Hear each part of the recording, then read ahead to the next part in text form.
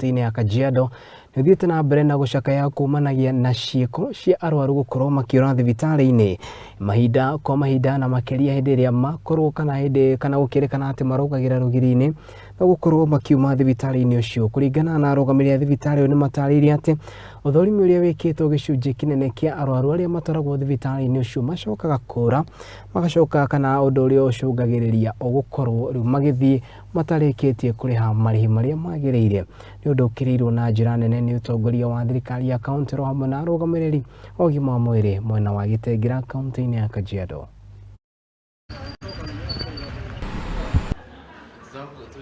Therefore, today we are here to just witness the seamless flow of services, both the patient and all the services rendered in the hospital.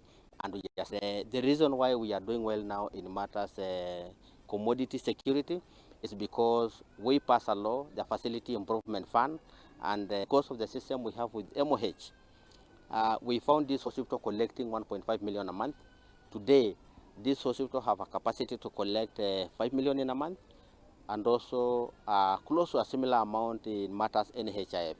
Mimi nashukuru VOC inatuhudumia vizuri. Mwanzo ukifika kama kuna tatizo ukiwaambia watakuelewa, na kama tena wamekuona mahali unauma kuna mwenye atakuja kuulize unaendelea aje ama unasikia aje. 80% wanajifaulu kujifungua kwa njia salama, bila hiyo ni bila kwenda kwa CS.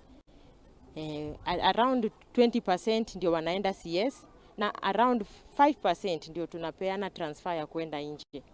Hatua mzuri zaidi kwa sababu saizi pia tuko na wataalamu, tuko na gynecologist mwenye kama kuna hizo shida anakuja kutusaidia. Sasa hiyo mikakati yenye nafanya saa zingine tupeleke mgonjwa Kenyatta ni mambo ya ICU.